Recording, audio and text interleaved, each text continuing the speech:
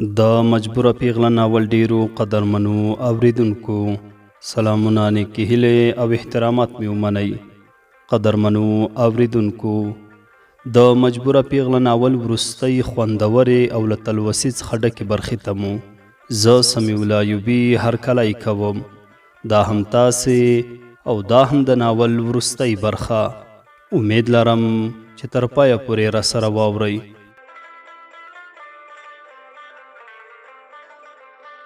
جمیلې یو ځل ماته او بیا شکریې ته وکتل. شکریې ورته وویل شبنم جانه کونډه ده، میړه یې څو کاله وړاندې مړ شوی او د یو زوی مور ده. دا د کابل اوسېدونکې وه او اوس زموږ کره هلته اوسي، یعنی زما د اندرور د زوی ښځه وه. جمیلې ترې د یوسف د مرګ پوښتنه وکړه، خو شکریې ورته سرسري کیسه وکړه او نورې ویدې شو. سهار تر چای څښلو وروسته ما او شکریې تصمیم ونیوه چې زموږ کره به ځو. جمیلې ته مې وویل هغې ټینګار کوه چې زه هم در سره ځم، خو زموږ په ټینګار پاتې شوه. له کوره راووتو یوې ټیکسي ته پورته شو. ټیکسي حرکت وکړ، زما زړه ورو ورو درزېده. یوه شیبه د شکریې سره په خبرو بوخته وم او ځایونه مې ورته ښودل چې ناڅاپه په هغه ویر لړلي ځای مې سترګې ولګېدې چې زما بدبختي ترې پیل شوې وه. ټیکسي وانه ودرېږه. ټیکسي ودرېده. شکریې وویل کوزیږو؟ ما ورته وویل نه شکریې دا هغه ځای دی چې زه ترې بدبخته شوم. د ذهن په پرده مې مسلسل د یوسف قواره او هغه په وینو لړلې اسما ترور چې د سړک په غاړه یې زګیروي کول ودرېدل.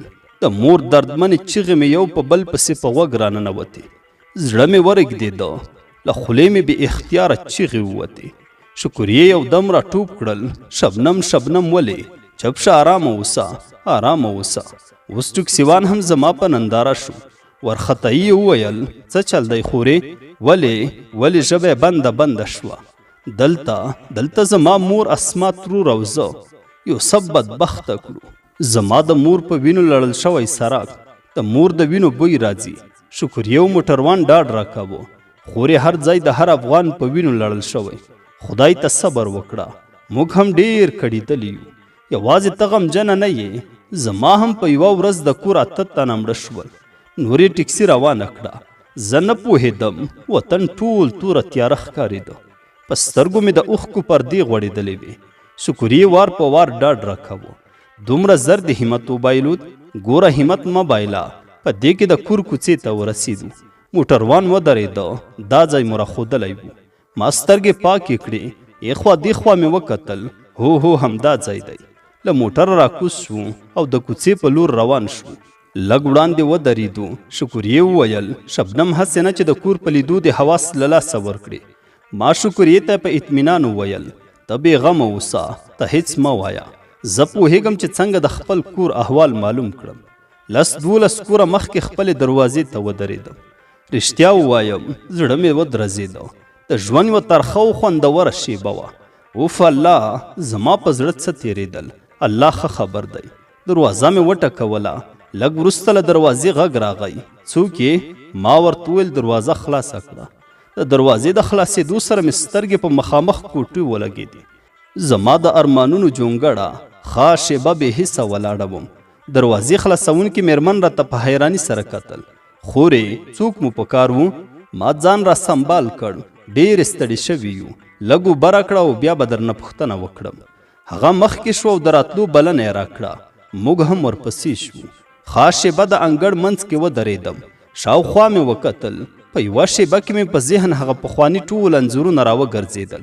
زړه مې وچ درد وکړ، ستونی مې راډک شو. نږدې و چې چیغې رانه ووځي. ښه و چې د کور مېرمنې غږ وکړ څنګه ولاړه یې؟ راځئ. ټکان مې وخوړ، بیرته حال ته راغلم. ښه درغلم. شکریې ته مې وکتل. د هغې سترګو په زرمنه لهجه رانه غوښتنه کوله چې ځان قابو کړه. موږ یې زما خپلې پخوانۍ کوټې ته دننه کړو. بیا هغه ووته. ما شکریې ته وویل دا زما کوټه وه.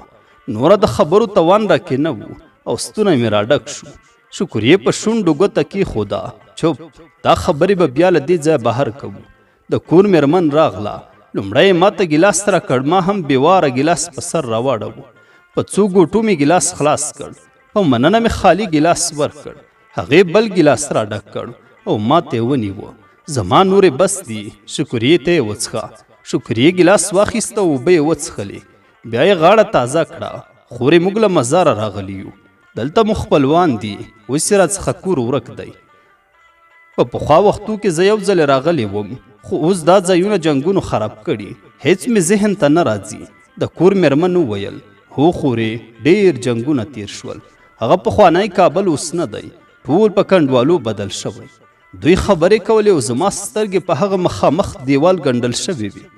هو په هغه دیوال باندې زما د پلار، ورونو او د کور د نورو غړو عکسونه راځړېدل. زه په سوچ کې ډېره لرې هغه څو کاله وړاندې دې کور ته راغلی وم، دومره ژور چورت کې تللی وم چې فقط د دوی ګنګوسې مې اورېده. شکریې زما په ورانه لاس کېښود. خورې دا زما ورندار ده، دوی هم د کابل دي، د دې پلار او ورونه په جنګونو کې د لاسه ورکړي او یوازې دا پاتې ده. ټکان مې وخوړ. شکریې ته مې په زغلنده نظر وکتل، ځان مې را جوړ کړ چې څه ووایم، خو د کور میرمن وویل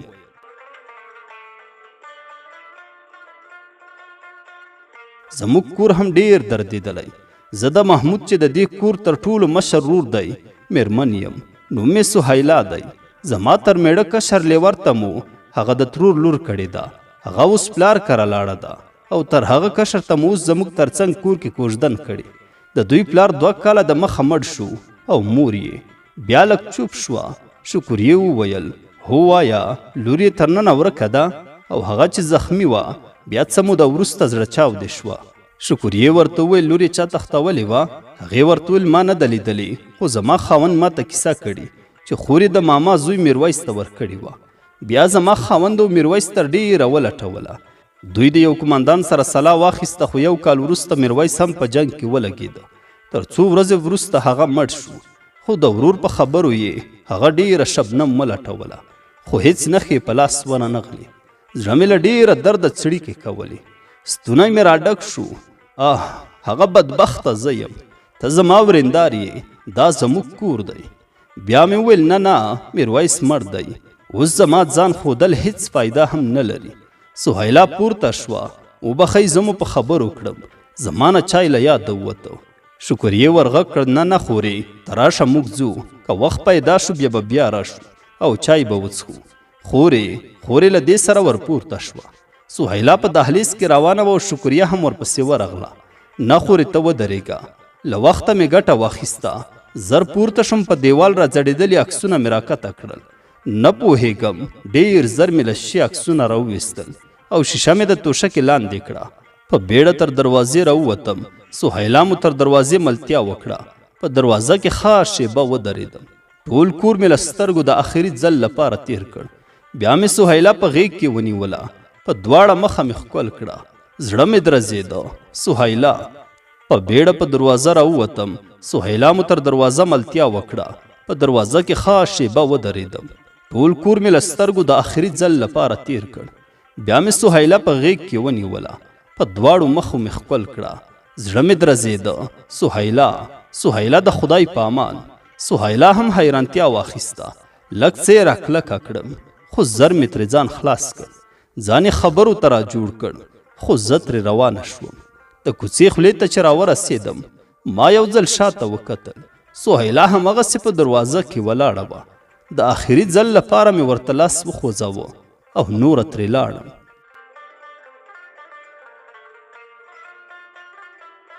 په خپلو کړو باندې پښېمان دی، په خپلو کړو باندې پښېمان دی، لالای مغرور نه دی، له شرمه نه راځي نه. اوس د هیچا د سیالۍ نه یم، اوس د هیچا د سیالۍ نه یم، لکه زخمی کوتره بیله ناسته یمه. د غټو سترګو نه دې جار شم، د غټو سترګو نه دې ځار شم، درکړي خدای دی زړه زما ورپسې چوینه. د جدایۍ ورځې ترخې دي، د جدایۍ ورځې ترخې دي، رب دې کافر له یاره نه جدا کوینه. تبه د کوم مجلس ډیوی، تبه د کوم مجلس ډیوی، زه د بیلتون په توره شپه کې ناسته یمه. کتاب ته ناسته یم زنګېږم، کتاب ته ناسته یم زنګېږم، خیال کې مې ته یې پاڼې دوه اړومه. بیلتون دې قدر را معلوم کړ، بیلتون دې قدر را معلوم کړ، که بیا مې یار شوې غلامي به دې کومه. غمونه دوه را روان دي، غمونه دوه را روان دي، دا زه بدبخته ورته چا ښودلی یمه. په لالي سختې ورځې راغلې، په لالي سختې ورځې راغلې، د مور سکه ورونه ترې لارې بېلوینه. پاس په کمره ولاړه ګوله، پاس په کمره ولاړه ګوله، نصیب د چا یې اوبه زه درخیزومه. بیا به دې نوم په خوله وانخلم، بیا به دې نوم په خوله وانخلم، بېګا دې مور له دروازې شړلې یمه. په ښو او بدو دې خبرېږم، په ښو او بدو دې خبرېږم، اختیار مې خپل نه دی چې ودې کړم پوښتنه. د بېننګۍ یارۍ شروع شوې، د بېننګۍ یارۍ شروع شوې، څوک چې د یار کلي ته ځي ټوپک دې وړینه. جانانه ستا پیغور یې راکړو، جانانه ستا پیغور یې راکړو، سترګې مې ټیټې کړې په زړه خوشحاله شومه. چې د نصیب خبرې کیږي، چې د نصیب خبرې کیږي، زه له هغه محفله لاره بدلومه. ورکه لالیه غږ را وکړه، ورکه لالیه غږ را وکړه، د آخري کنډه وه غږ دې درنه ځمه. د سختو ورځو یاره څه شوې، د سختو ورځو یاره څه شوې، بدرنګې شپې ورځې په ما راغلي دینه. پخوا د صدق یارانې وې، پخوا د صدق یارانې وې، یار به د یار سترګو ته عمر تېرونه. زما په حق کافره یاره، زما په حق کافره یاره، د بزرګۍ کیسې دې اورم وخاندمه. په پخوانو سترګو راګوره، په پخوانو سترګو راګوره، نستي دې ورکه شي سړی بدرنګوینه.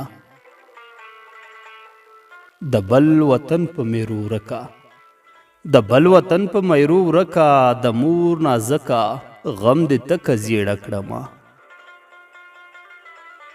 د زنګېدلو سترګو یاره، د زنګېدلو سترګو یاره، په ما بربادې ورځې ستا د لاسه دینه. موږ د ناخاد وطن بچیو، موږ د ناخاد وطن بچیو، په موږ یې خاد کړل د پردیو وطنونه. یار مې رنځور په بستر پروت دی، یار مې رنځور په بستر پروت دی، د خپل روغو اندامو کرکه راځینه. په ما دې نیمې زده کړې پرېښوې، په ما دې نیمې زده کړې پرېښوې، له تا د ژوند په نیمایي کې پاتې شینه. وښی بنګړي د دنیا دود دی، وښی بنګړي د دنیا دود دی، زه له نستمن اشنا نه نه غواړم دودونه.